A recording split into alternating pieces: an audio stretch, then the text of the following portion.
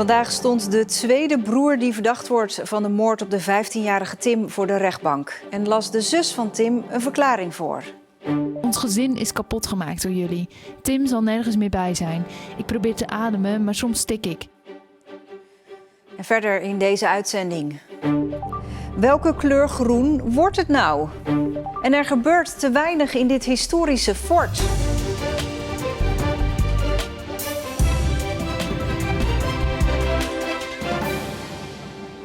Goedenavond. Vandaag de tweede zittingsdag in de rechtbank over de moord op de 15-jarige Tim uit Middelburg.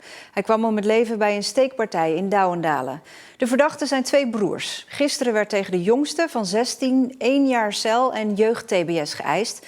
En vandaag staat de oudste broer terecht. Hij is 17. En bij de rechtbank in Middelburg is Mercy Kamermans. Mercy, is er al een strafeis bekend? Nee, die is er nog niet. De zaak is vanochtend om 9:30 begonnen en gaat nog wel even door. Gisteren duurde het tot 7 uur 's avonds. En de verwachting is dat dat vandaag weer zo zal zijn. Dus daar moeten we nog even op wachten. Ja, nou had de moord op Tim veel impact op Zeeuwen. En jij bent ook langs geweest bij praktijkschool Het Bolwerk in Middelburg, waar hij leerling was. Hoe gaan ze er daarmee om? Nou, de meeste klasgenoten van Tim zijn inmiddels doorgestroomd naar het mbo. Maar hij is zeker nog niet vergeten op de school. Ja, want de moord op Tim heeft gewoon enorme indruk gemaakt op zowel leerlingen als het personeel. Emoties die heel veel voorkwamen waren boosheid, verdriet, angst ook. Het kan jou dus ook zomaar overkomen. Het was een tumult hier in de school. We hebben kinderen alle gelegenheid geboden om op momenten dat zij dat wilden bij die herdenkingshoek te komen, zich te uiten, te praten, te huilen. Maar ook te lachen, want om Tim kon je ook vreselijk lachen. De herdenkingshoek is inmiddels verdwenen, maar er hangt nog wel een poster van Tim in de aula. We zijn op zoek gegaan naar een manier om Tim een beetje bij ons te houden. Er was een enorm mooie foto van Tim en ik heb toestemming gevraagd aan de moeder van Tim om die foto te mogen gebruiken om een poster te ontwikkelen tegen zinloos geweld. Helaas heeft de school vaker te maken met messengeweld. Het is dan ook een belangrijk gespreksonderwerp in de klasse. Na Tim, een aantal maanden daarna, is er in Soeburg een steekpartij geweest. Daar was ook een leerling van ons als slachtoffer bij betrokken. We zijn veel in gesprek met kinderen hierover, maar we hebben ook af en toe een kluisjescontrole, een tassencontrole. Gelukkig, na het voorval met Tim, hebben wij geen messen meer aangetroffen op school. Maar daarvoor wel.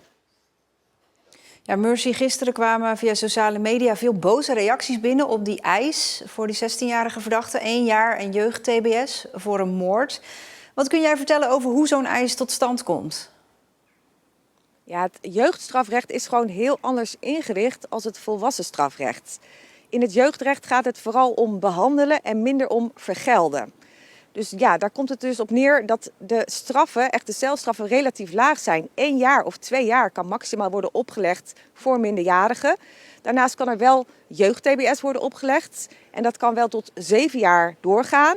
En als het nodig is, als de jongeren laten zien dat ze nog steeds niet er klaar voor zijn om de maatschappij in te gaan, dan kan dat zelfs nog omgezet worden ook in volwassen TBS. Ja, dan zijn de zittingen van vandaag en gisteren besloten, omdat die verdachten dus nog minderjarig zijn. De familie van Tim mag er uiteraard wel bij zijn. Hoe is het voor hen? Ja, het zijn hele heftige en lange dagen. Het is natuurlijk zwaar voor ze om alles weer tot in detail te horen. Bijvoorbeeld het feit dat Tim met 17 messteken om het leven is gebracht. Dat wordt dan helemaal uitvoerig besproken. Het is ook zo dat veel familieleden gebruik hebben gemaakt van hun spreekrecht. En ook de zus van Tim, Esmee, heeft dat gedaan. Ik was zo trots op mijn broertje en heb hem dat te weinig kunnen zeggen. En zal hem dat ook nooit meer kunnen zeggen. Hij was zo grappig. Hij was 15 jaar, zo naïef in het leven, zo vol goede moed. Tim wilde leuke dingen doen. Jullie hebben mij mijn identiteit afgenomen. Ik ben geen grote zus meer. Ik, degene die altijd zo stabiel was, moet nu opgenomen worden in een traumacentrum. Ons gezin is kapot gemaakt door jullie. Tim zal nergens meer bij zijn. Ik probeer te ademen, maar soms stik ik. Ik probeer dingen te doen, maar de glans is er vanaf. Ik ben geen normaal 19-jarig meisje meer. Ik ben getekend voor mijn leven, door jullie. Ik zal jullie dit nooit vergeven. Ja, nu vanavond dus die tweede eis. En daarna, hoe gaat het verder? Ja, meestal neemt de rechtbank 2 weken voor een uitspraak. In dit geval hebben ze om 5 weken gevraagd. Ze hebben veel tijd nodig om uitvoerig alles te bekijken en af te wegen wat de juiste straf is voor deze 2 minderjarige jongens. En dus zal pas 15 november zullen we weten wat de uitspraak van de rechtbank in Middelburg is. Dankjewel, Mercy. En zodra er een eis bekend is tegen die 17-jarige verdachte, dan kunt u dat uiteraard lezen bij ons op de app of de website. Voetballers Steve Schalkwijk en Roysel James moeten een schadevergoeding van €5.000 betalen aan de stichting Business Club Goes. De twee spelers van Hoek tekenden een contract bij Goes, maar kwamen daarna een paar weken op terug na een mooie aanbieding van Hoek. En de businessclub van voetbalclub Goes spande daarop een rechtszaak aan. En de rechter oordeelt dat er inderdaad sprake is van contractbreuk. Het is Coming Out Day vandaag. Het uitkomen voor je seksuele geaardheid. En daarom kreeg Westdorpen een regenboogzebrapad. Het is na Vlissingen het tweede regenboogzebrapad in de provincie.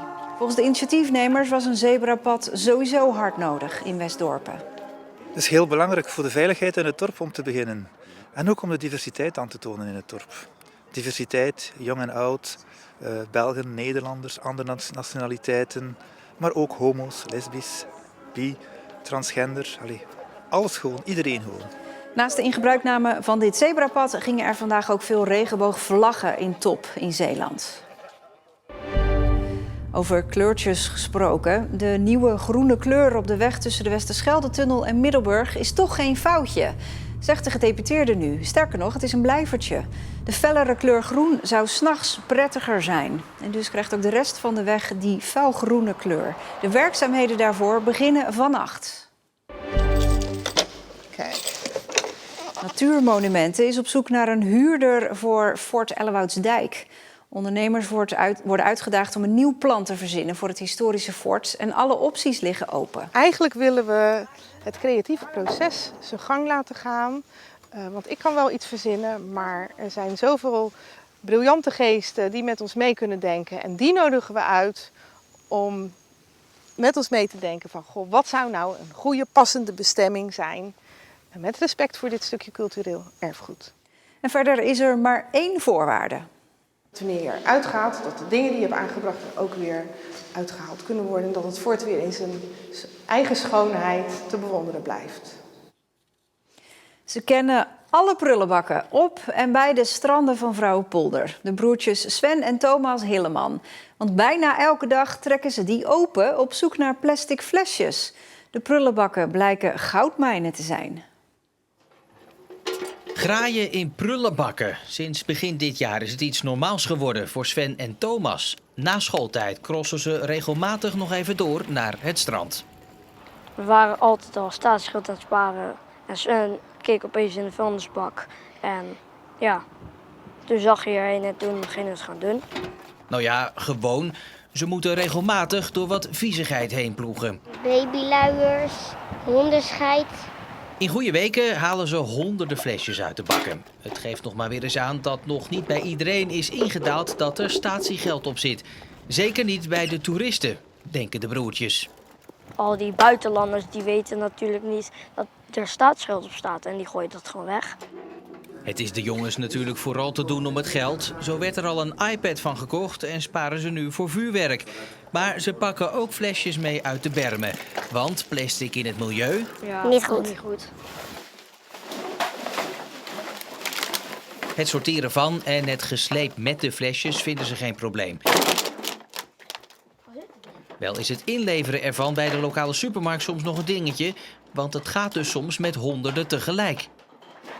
Soms wel iets van 268. 268. En die moet je dan allemaal één voor Ja. één in dat apparaat duwen. Ja. Nou is het op dit moment niet druk, jongens. Maar ik begrijp, soms zorgen jullie ervoor dat hier een soort file ontstaat, toch? Dus hoeveel mensen staan er dan achter jullie? Het meeste wat we ooit hebben gehad is volgens mij 6. 6 mensen. Ja, en dan? Wat doen ze dan? Ja, de meesten geven het staatsgeld gewoon aan ons. Oh, je krijgt het statiegeld van die mensen. Ja. Die zeggen, hier heb je mijn flessen. Ja. Oké, dus zo verdien je nog extra. Ja. Ja. Zijn er ook wel eens mensen boos? Of gaan die staan zuchten? Soms wel. 1 keer hadden we dat. En ik begrijp ook soms dan stoppen jullie even tussendoor. Ja. Vandaag hebben ze weer ruim €6 verdiend en dat gaat in de spaarpot. Of toch niet? Het gaat voor snoep. Nou, deze gaat voor snoep en deze in de pot.